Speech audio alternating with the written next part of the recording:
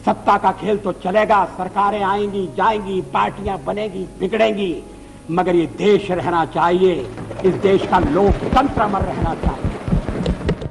भारतरत्न अटल बिहारी वाजपेयी हे भारताचे माजी पंतप्रधान होते। आयुष्यभर ते राजकारणात सक्रिय राहिले। पंडित जवाहरलाल नेहरू यांच्यानंतर अटल बिहारी वाजपेयी हे सलग 3 वेळा पंतप्रधान पदावर राहणारे एकमेव नेते आहेत। ते भारतातील एक अत्यंत सन्माननीय आणि प्रेरणादायक राजकारणी होते। ते फक्त राजकारणीच नाही तर एक प्रभावी कवी आणि धारदार वक्ते होते। एक प्रभावी नेते आणि पंतप्रधान म्हणून ते भारतात प्रसिद्ध आहेत। त्यांचा जन्म 25 डिसेंबर 1924 रोजी झाला। त्यांनी प्राथमिक शिक्षणानंतर व्हिक्टोरिया कॉलेजमधून राज्यशास्त्रात एम.ए. ची पदवी घेतली। त्यांनी पत्रकारितेचे कामही केले। राजकारणाशी वाजपेयी यांचा संबंध भारत छोडो चळवळीच्या निमित्ताने आला, तेव्हा त्यांना अटक झाली होती। भारतीय जनसंघाचे नेते म्हणून त्यांची कारकीर्द सुरू झाली। अटल बिहारी वाजपेयी हे 1957 मध्ये संसदेवर निवडून आले। तरुण वयातच त्यांनी आपल्या भाषणांनी सर्व स्तरावर आदर मिळवला। त्यांची भाषणे अतिशय उत्तम व दर्जेदार असायची। त्यांनी नवी दिल्ली येथून निवडून आल्यावर परराष्ट्र मंत्रिपदाची जबाबदारी स्वीकारली। नंतर त्यांनी भारतीय जनता पक्षाची स्थापना 1980 साली केली। वाजपेयी हे भाजपाचे पहिले अध्यक्ष बनले। त्यांनी 1996 मध्ये पहिल्यांदा भारताचे पंतप्रधान म्हणून शपथ घेतली। 1998 मध्ये दुसऱ्या वेळेस आणि 1999 ते 1904 असे सलग तिसऱ्यांदा त्यांनी पंतप्रधान पदाची शपथ घेतली। वाजपेयी यांना पद्मविभूषण आणि भारतरत्न या सर्वोच्च नागरी पुरस्काराने सन्मानित करण्यात आले आहे। त्यांनी अनेक प्रसिद्ध कविता आणि पुस्तकेही लिहिलेली आहेत। तर आज या व्हिडिओमध्ये आपण प्रसिद्ध राजकारणी, कवी, भारतरत्न अटल बिहारी वाजपेयी यांचे 50 प्रेरणादायी सुविचार बघणार आहोत। त्यामुळे हा व्हिडिओ शेवटपर्यंत नक्की बघा। चला तर मग आजचा व्हिडिओ सुरू करूया।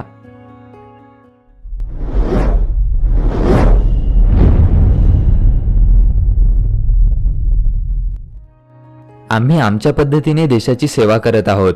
जर आम्ही देशभक्त नसतो तर राजकारणात निस्वार्थ भावाने आपली जागा तयार करण्याचा प्रयत्न कधी केला नसता। या प्रयत्नामागे आमची 40 वर्षाची साधना आहे। हा काही चमत्कार नाही, आम्ही मेहनत केली आहे। आम्ही लोकांमध्ये गेलो आहे, संघर्ष केला आहे। ही वर्षाचे 365 दिवस चालणारी पार्टी आहे। ही काही भूछत्राप्रमाणे उभी राहिलेली पार्टी नाही। आम्हाला यश नाही मिळाले ही वेगळी गोष्ट आहे, पण आम्ही संसदेत मोठा विरोधी पक्ष म्हणून बसू आणि तुम्हाला आमचे सहकार्य घ्यावे लागेल आणि संसद चालवावी लागेल। ही गोष्ट विसरू नका। आम्ही तुम्हाला सदन चालविण्यासाठी संपूर्ण सहकार्य देणार हे आश्वासन देतो। आम्ही देशाच्या सेवा कार्यात तत्पर राहू।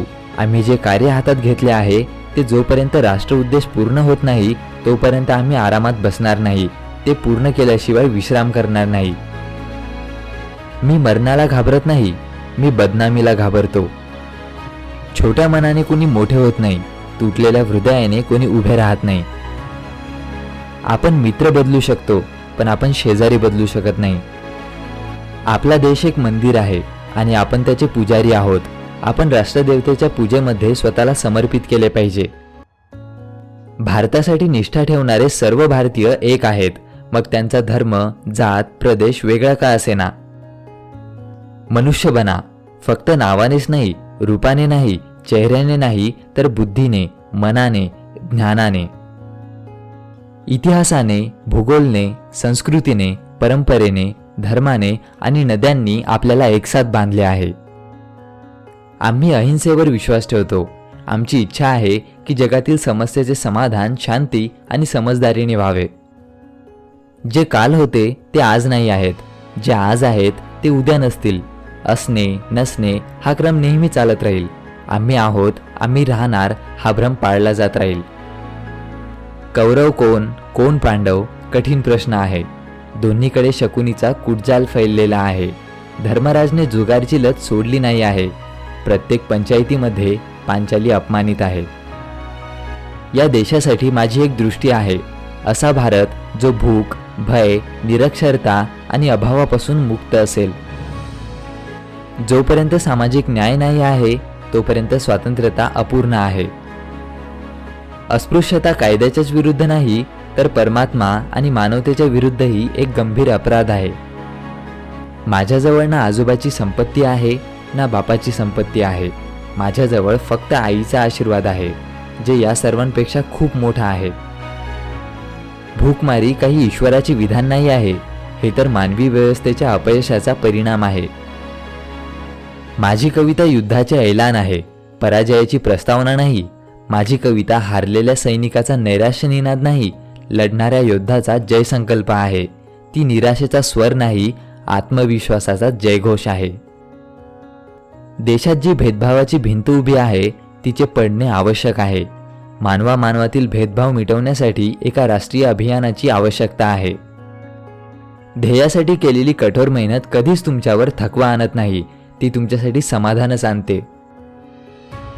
जीत आणि हार जीवनाचे दोन महत्त्वपूर्ण अंग आहेत, ज्यांना समानतेने पाहायला पाहिजे. निरक्षरता आणि निर्धनता यांचे खूप जवळचे नाते आहे.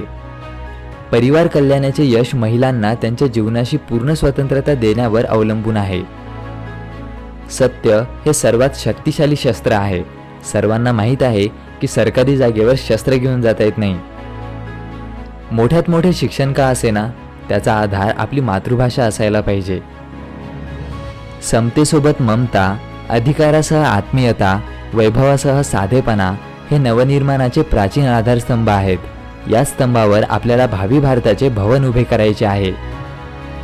सेवेच्या कार्याची अपेक्षा सरकारकडून केली जाऊ शकत नाही, त्यासाठी समाजसेवा संस्थांना समोर यावे लागेल. जेव्हा मला बोलायचे असते तेव्हा लोक ऐकत नाहीत.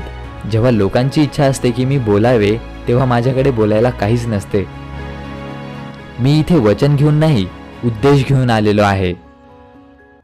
माझे म्हणणे आहे की प्रत्येकासोबत मैत्री करावी, पण राष्ट्राच्या शक्तीवर विश्वास ठेवावा. राष्ट्राचे हित यातच आहे की आपण आर्थिकदृष्ट्या सबल आणि सैन्यदृष्टीने स्वावलंबी असावे. शिक्षणाने व्यक्तीच्या व्यक्तिमत्वाचा विकास होतो. व्यक्तिमत्वाच्या उत्तम विकासासाठी शिक्षणाचे स्वरूप आदर्शाने भरलेले पाहिजे. आपल्या मातीमध्ये आदर्शाची कमतरता नाही. शिक्षणानेच आपण नवयुवकांमध्ये राष्ट्रप्रेमाची भावना जागृत करू शकतो. जर भारत धर्मनिरपेक्ष नसेल तर भारत हे भारत बिलकुलच नाही. लोकशाही खूप नाजूक रोपटे आहे. लोकशाहीला हळूहळू विकसित करावे लागेल. केंद्राला सर्वांना सोबत घेऊन चालण्याच्या भावनेने समोर जावे लागेल. जीवन हे एका फुलासारखे आहे, त्याला फुलासारखे उगवा. कोणतेही हत्यार नाही तर परस्परातील बंधुताच सर्व समस्यांचे समाधान करू शकते. परमात्मा जरी आला आणि त्यांनी अस्पृश्यता पाळायला सांगितली तर मी अशा परमात्म्यालाही मानणार नाही, परंतु परमात्मा असे म्हणू शकत नाही. मनुष्य जीवन अनमोल निधी आहे, पुण्याचा प्रसाद आहे. आपण केवळ आपल्यासाठी नाही जगायला पाहिजे, दुसऱ्यांसाठीही जगायला पाहिजे. जीवन जगणे एक कला आहे, विज्ञान आहे. दोघांचा समन्वय आवश्यक आहे. मी पाकिस्तानसोबत मैत्री करण्याचे विरुद्ध नाही आहे. संपूर्ण देशाला पाकिस्तानशी संबंध सुधारायचे आहेत, परंतु जोपर्यंत काश्मीरवर पाकिस्तानचा दावा आहे तोपर्यंत शांती होऊ शकत नाही.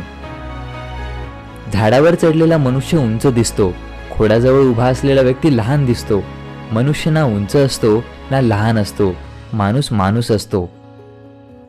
एका संत कवीने म्हटले आहे की मनुष्याच्या वर कोणीही नसते, परंतु मला वाटते की मनुष्याच्या वर त्याचे मन असते. उंचावरून पडल्यावर अधिक इजा होते. हाडे जुळतात पण वेदना मनात राहतात. याचा अर्थ असा नाही की उंचावर चढण्याचे आव्हान न स्वीकारावे. याचा अर्थ असा नाही की परिस्थितीवर विजय मिळवण्याचा निश्चय करू नये. मनुष्याने लढा देणे आवश्यक आहे. परिस्थितीशी लढा द्यावा. एक स्वप्न जर पडले तर दुसरे निर्माण होते. माणसाची ओळख त्याच्या पैशाने किंवा आसनाने होत नाही, त्याच्या मनाने होते. मनाच्या गरिबीवर कुबेराची संपत्तीही रडते. असे सुख जे नेहमी आपला साथ देईल ते ना कधी होते, कधी आहे आणि कधीच नसणार. मनुष्य हा पृथ्वीवर एकमेव असा प्राणी आहे जो गर्दीमध्ये एकटा आणि एकट्यात गर्दीने घेरलेला असल्याचा अनुभव करतो. पौरुष, पराक्रम, वीरता आमच्या रक्ताच्या रंगात मिसळलेली आहे. हे आमच्या महान परंपरेचा हिस्सा आहे. हे संस्काराने आमच्या जीवनात उतरवले गेले आहे. हा संघर्ष जेवढे बलिदान मागेल ते बलिदान दिले जातील. जेवढी शिस्त मागितली जाईल हा देश तेवढ्या शिस्तीचा परिचय देईल. इतिहासामध्ये झालेल्या चुकीसाठी आपण कोणाकडून बदला घेण्याची ही वेळ नाही, परंतु त्या चुकीला सुधारण्याचा प्रश्न आहे. खांद्याला खांदा लावून एक साथ आपल्याला आपली जीवनयात्रा ध्येयसिद्धीच्या शिखरापर्यंत न्यायची आहे. भावी भारत आपल्या प्रयत्नांवर आणि परिश्रमावर निर्भर आहे. आपण आपल्या कर्तव्याचे पालन करायला पाहिजे, यातच आपले यश आहे. तर मित्रांनो, अटल बिहारी वाजपेयी यांचे हे प्रेरणादायी विचार तुम्हाला कसे वाटले ते कॉमेंटमध्ये नक्की कळवा. व्हिडिओला लाईक करा, हा व्हिडिओ सर्वांसोबत शेअर करा आणि अशाच प्रेरणादायी व्हिडिओसाठी स्टे इन्स्पायर्ड मराठीला सबस्क्राईब करा. Stay motivated, stay inspired.